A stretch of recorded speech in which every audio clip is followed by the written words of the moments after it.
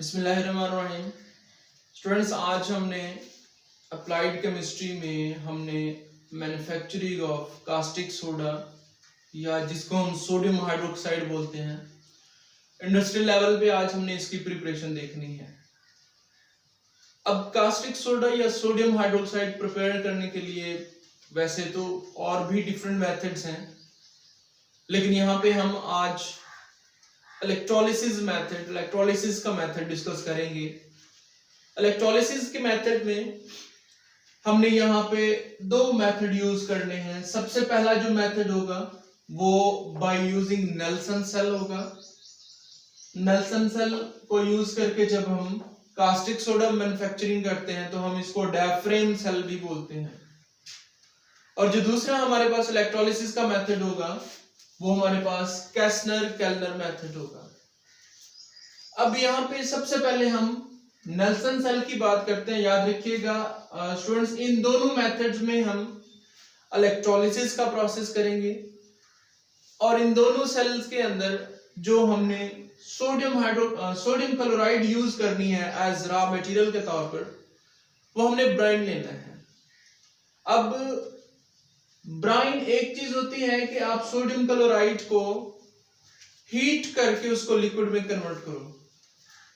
जब आप sodium chloride को हीट करके लिक्विड में कन्वर्ट करते हो तो हम उसको फ्यूज्ड सोडियम क्लोराइड का नाम देते हैं।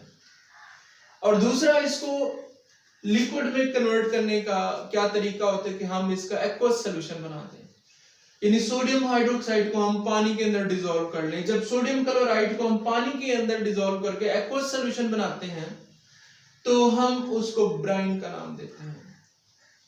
याद रखिएगा, हमने यहाँ पे फ्यूज्ड सोडियम क्लोराइड यूज नहीं करनी, हमने यहाँ पे ब्राइन यूज करना है। अब सबसे पहले नेल्सन सेल के अंदर अगर हम इसकी सेल की कंस्ट्रक्शन देखें तो इस सेल के अंदर आपको ये आउटर एक स्टील का टैंक नजर आ रहा है। इस स्टील के अंदर एक कार्बन का एनोड हमने इंसर्ट किया हुआ है जो कि ग्रेफाइट का बना हुआ है और इस पे पॉजिटिव चार्ज आपको नजर आ रहा है। ये हमारे पास क्या होगा, ये एनोड होगा।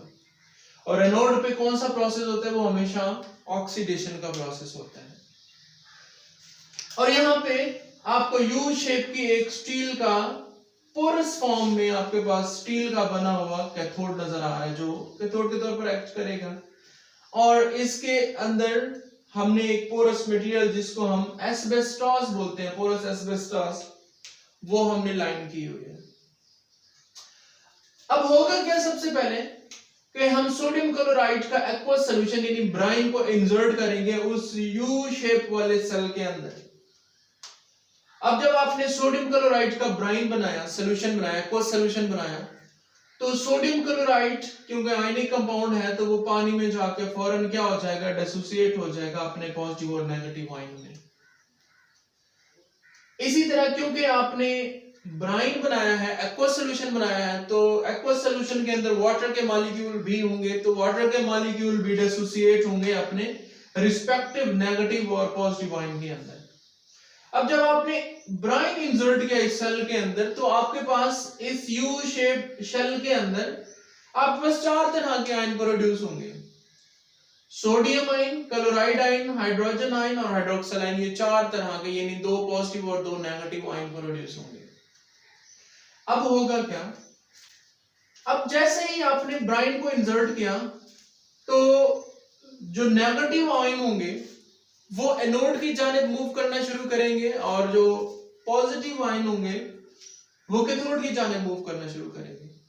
अब ये इलेक्ट्रोलिसिस है, आपने इलेक्ट्रोलाइटिक सेल के अंदर ये प्रोसेस कर रहे हैं। तो इलेक्ट्रोलाइटिक सेल के अंदर हमें पता है कि हम एक नॉन स्पॉन्टेनियस रिएक्शन को कैरी करवाते हैं with the help of electricity. तो ये रिएक्शन तब स्टार्ट होगा जब आप इस कैथोड को बैटरी के नेगेटिव टर्मिनल और इस एनोड को आप बैटरी के पॉजिटिव टर्मिनल के साथ अटैच करेंगे, यानी आप एक इलेक्ट्रिसिटी प्रोवाइड करेंगे जो इस रिएक्शन को, जो इस नॉन स्पॉन्टेनियस रिएक्शन को कैरी ऑन करवाएगी। अब क्या होगा कि सबसे पहले अगर हम एनोड पे रिएक्शन की बात करें तो आपके पास दो तरह के नेगेटिव आयन हैं, एक हाइड्रोक्सिल और एक क्लोराइड आयन। अब ये दो तरह के आयन एनोड पे जाने चाहिए और ये ऑक्सीडाइज होने चाहिए। अब इन दोनों में से कौन सा आयन, कौन सा नेगेटिव आयन एनोड पे जाके ऑक्सीडाइज होगा और कौन सा नहीं होगा, ये डिपेंड करता है कि वो जो क्लोराइड आयन है या हाइड्रोक्सिल आयन है, उन दोनों में से ऑक्सीडेशन पोटेंशियल किसका ज्यादा है। इलेक्ट्रोकेमिकल सीरीज के अकॉर्डिंग अगर हम देखें तो क्लोराइड आयन का जो ऑक्सीडेशन पोटेंशियल है, यानी ऑक्सीडाइज होने की कैपेबिलिटी जो है, वो हाइड्रोक्सिल आयन से ज्यादा है। तो इसलिए हाइड्रोक्सिल और क्लोराइड में से एनोड पे पहले क्लोराइड आयन पहुंचेगा। क्लोराइड आयन जो है वो इलेक्ट्रॉन लूज करेगा, इलेक्ट्रॉन रिमूव करेगा और क्लोरीन गैस में कन्वर्ट हो जाएगा।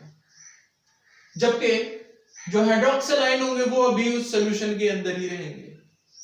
तो एनोड में आपके पास कौन सा रिएक्शन हुआ, ऑक्सीडेशन का रिएक्शन हुआ और जिसकी रिजल्ट में क्लोरीन गैस बनी, और क्लोरीन गैस जो है वो हमने यहाँ पे एक आउटलेट लगाया हुआ है जिसकी हेल्प से या जिससे क्लोरीन गैस जो है वो बाहर निकल जाएगी गैस की फॉर्म में। अब क्लोरीन गैस तो यहां से निकल गई। अब ये जो रिएक्शन था, ये ऑक्सीडेशन रिएक्शन जो एनोड पे हुआ, इसी तरह एक रिएक्शन कैथोड पे भी तो होगा। अब वो जो कैथोड पे रिएक्शन होगा उसके लिए हमारे पास दो पॉजिटिव आयन है सॉल्यूशन के अंदर, सोडियम आयन और हाइड्रोजन आयन। अब इन दोनों आयन में से दोनों के ऊपर क्योंकि पॉजिटिव चार्ज है तो दोनों जो है वो कैथोड के जानिब जाने चाहिए, क्योंकि कैथोड पे नेगेटिव चार्ज है। लेकिन इन दोनों पॉजिटिव आयन में से वो पॉजिटिव आयन जो है वो कैथोड की जानिब जाएगा जिसका रिडक्शन पोटेंशियल ज्यादा होगा। अब रिडक्शन पोटेंशियल जहरी सी बात है, जिसका ज्यादा होगा वो पहले जाके कैथोड के ऊपर रिड्यूस होगा। इलेक्ट्रोकेमिकल सीरीज के अकॉर्डिंग जो हाइड्रोजन आयन का या पॉजिटिव हाइड्रोजन आयन का जो हमारे पास रिडक्शन पोटेंशियल होता है वो सोडियम आयन से ज्यादा होता है। इसलिए सोडियम से पहले हाइड्रोजन आयन कैथोड पे पहुंच जाएगा और वहां जाके रिड्यूस होगा। रिड्यूस कैसे होगा कि देखिए हाइड्रोजन आयन कैथोड पे आए, उन्होंने वो इलेक्ट्रॉन कैप्चर किए। कौन से इलेक्ट्रॉन कैप्चर किए? जो क्लोराइड आयन ने ऑक्सीडाइज होते वक्त रिलीज किए थे। क्लोराइड आयन एनोड पे गए थे, वो ऑक्सीडाइज होकर क्लोरीन गैस बन के खत्म हो गया था, निकल गई थी यहां से, और जो इलेक्ट्रॉन्स थे वो आ गए थे यहाँ पे कैथोड पे, जिनको हाइड्रोजन आयन ने कैप्चर किया और हाइड्रोजन गैस बन गया। और वो जो हाइड्रोजन गैस थी वो हमारे पास एक और दूसरा आउटलेट लगा हुआ है सेल के अंदर, वहां से ये निकल जाएंगे। अब जो हाइड्रोजन आयन थे, मैंने आपको बताया था 4 तरह के आयन इसके अंदर मौजूद हैं। अब हाइड्रोजन आयन हाइड्रोजन गैस बन के यहां से निकल गए, क्लोराइड आयन जो थे वो क्लोरीन गैस बन के यहां से निकल गए। जो पीछे इस सेल के अंदर बाकी चीज बचेगी वो सोडियम आयन होगा और वो हाइड्रोक्सिल आयन होगी।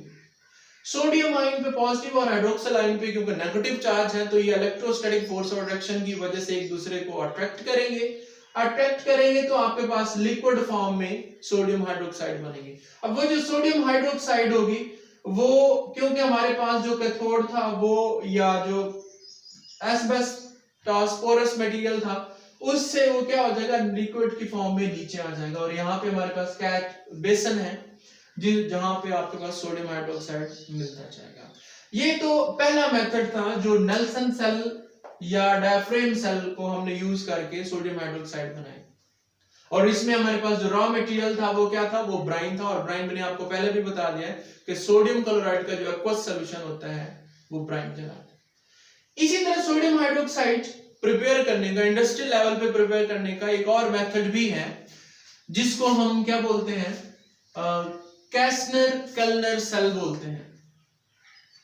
कैसनर-केल्नर सेल हमारे पास ऐसा सेल है जिसमें हम अगेन ब्राइन को यूज करते हुए हम क्या प्रोड्यूस करेंगे, हम सोडियम हाइड्रोक्साइड यूज करेंगे। अब यहाँ पे हम इस सेल के जरिए हम सोडियम हाइड्रोक्साइड कैसे प्रिपेयर करेंगे। अब अगेन यहाँ पे हमारे पास रॉ मटेरियल है वो ब्राइन है, तो हमारे पास ये कुछ इस तरह का ये सेल की कंस्ट्रक्शन मैंने आपके सामने बनाई हुई है। पहले सेल की कंस्ट्रक्शन समझ लें कि सेल की कंस्ट्रक्शन के अंदर ये एनोड आपको नजर आ रहे हैं। एनोड जो है वो टाइटेनियम मेटल के बने हुए हैं जो यहाँ पे मैंने लगाया हुआ। और यहाँ पे आपके पास जो कैथोड होगा, कैथोड हमारे पास यहाँ पे हमारे पास मरकरी फ्लो कर रहा होगा और जो कैथोड है वो हमारे पास मरकरी का होगा, यानी मरकरी जो है वो एज कैथोड एक्ट करेगी। अब हम क्या करेंगे, इस सेल को अगर हम इसकी फंक्शन या इसका प्रोसेस देखें कि ये इसकी वर्किंग कैसे है, ये कैसे हम इससे इस सेल को यूज करते हुए हम सोडियम हाइड्रोक्साइड बना सकते हैं। तो इसमें हम सबसे पहले क्या करेंगे, सोडियम हाइड्रोक्साइड को यानी उसका एक्वस सॉल्यूशन जो होगा या जो ब्राइन होगा उसको इंसर्ट करेंगे। अब सोडियम हाइड्रोक्साइड जब इस पोर्शन के अंदर इंसर्ट होगी तो अब जाहिर सी बात है ब्राइन हमने बनाया हुआ है, तो ब्राइन के केस में हमारे पास जो सोडियम क्लोराइड है वो आयन की फॉर्म में मौजूद होगा, यानी ब्राइन के अंदर आपके पास सोडियम आयन और क्लोराइड आयन होंगे जब आप ब्राइन इंसर्ट करेंगे। तो यहाँ इस पोर्शन में जब सोडियम आयन और क्लोराइड आयन आएंगे तो क्या होगा, पॉजिटिव आयन जो है वो कैथोड की जानिब जाएंगे, वहां उनकी रिडक्शन होगी, और जो नेगेटिव आयन है वो एनोड की जानिब जाएंगे और उनकी ऑक्सीडेशन होगी। अब यहाँ पे जो नेगेटिव आयन है वो क्लोराइड आयन है, तो क्लोराइड आयन जाके एनोड की जानिब जाके ऑक्सीडाइज होंगे। अब ये टाइटेनियम मेटल के अलग आपको एनोड नजर आ रहे हैं। अब क्लोराइड आयन यहाँ पे इन इलेक्ट्रोड पे यानी पॉजिटिव आयन पे आएगी, पॉजिटिव इलेक्ट्रोड पे आएगी और वहां आके ऑक्सीडाइज होगी। जब ऑक्सीडाइज होगी तो जो एनोड पे रिएक्शन हो रहा होगा हम उसको ऑक्सीडेशन का नाम देते हैं। क्लोराइड आयन आएंगे, वो क्या करेंगे, वो एनोड पे क्लोरीन गैस में कन्वर्ट होंगे, ऑक्सीडाइज हो जाएंगे। वो जो क्लोरीन गैस होगी वो यहां से आउटलेट के थ्रू जो है वो बाहर निकल जाएगी। अब एनोड पे तो ऑक्सीडेशन हो गई, जो क्लोराइड आयन थे वो क्लोरीन गैस बन के यहां से निकल गए। अब जो पॉजिटिव आयन है वो कहां जाएंगे, वो पॉजिटिव आयन आएंगे कैथोड की जानिब। ये इस ब्राइन के अंदर सोडियम आयन जो थे वो एज पॉजिटिव आयन थे, वो आएंगे कैथोड की जानिब। अब कैथोड पे आके डेफिनेटली सी बात है उनकी रिडक्शन होनी है, तो सोडियम आयन जो है वो कैथोड के ऊपर क्या करेंगे, सोडियम आयन इलेक्ट्रॉन कैप्चर करेंगे और सोडियम मेटल में कन्वर्ट हो जाएंगे। अब कैथोड के ऊपर जो सोडियम आयन थे वो रिड्यूस हो गए, किस में कन्वर्ट हो गए, वो सोडियम मेटल में कन्वर्ट हो गए। अब जो सोडियम मेटल है, सोडियम मेटल लिक्विड की फॉर्म में यहाँ पे प्रोड्यूस होगी, और ये जो पाइप आपको नजर आ रहा है इस सारे के अंदर मरकरी फ्लो कर रहा है, मरकरी मेटल लिक्विड की फॉर्म में फ्लो कर रहा है। अब यहाँ पे आपके पास इस पाइप के अंदर सोडियम आयन जो थे वो रिड्यूस होकर सोडियम मेटल की आयन में आ गए, सोडियम मेटल की फॉर्म में जो कि लिक्विड फॉर्म में है वो आ गए, और इसके अंदर ऑलरेडी क्या चीज है, मरकरी है, यानी मरकरी भी लिक्विड की फॉर्म में और सोडियम मेटल जो है वो भी लिक्विड की फॉर्म में। अब सोडियम मेटल और मरकरी दोनों क्या करेंगे, यहां से अब इस पाइप के अंदर मरकरी तो पहले ही था, ऊपर से सोडियम मेटल भी आ गई, तो इस पाइप के अंदर सोडियम मेटल और मरकरी, सोडियम मेटल भी लिक्विड में है और मरकरी भी लिक्विड में है, ये दोनों चीजें आपस में कंबाइन होंगी और सोडियम और मरकरी की एलॉय बनाएंगी, मिक्सचर बनाएंगी। अब ये सोडियम भी मेटल है, मरकरी भी मेटल है, तो जब दोनों मेटल्स या जब दो मेटल्स आपस में कंबाइन होती हैं, मिक्स होती हैं, तो हम उस मिक्सचर को हम एलॉय का नाम देते हैं। सोडियम और मरकरी ये मिल के एलॉय बनाएंगी और उस एलॉय को नाम दिया हुआ है अमलगम का। अमलगम क्या होता है, जब भी मरकरी किसी और मेटल के साथ मिलके एलॉय बनाता है तो उस एलॉय को हम मरकरी या उस मेटल का अमलगम बोलते हैं। अमलगम जो है ना वो मरकरी की वजह से इसको बोल रहे हैं, यानी मरकरी का जब किसी दूसरी मेटल के साथ हम एलॉय बनाते हैं तो वो उस मेटल का अमलगम कहलाता है। हम इसको सोडियम अमलगम का नाम देंगे। अगर ये कोई फर्ज करो कोई और मेटल होती, सपोज जिंक होती, तो हम जिंक और मरकरी के जो एलॉय होती उसको हम जिंक अमलगम बोलते।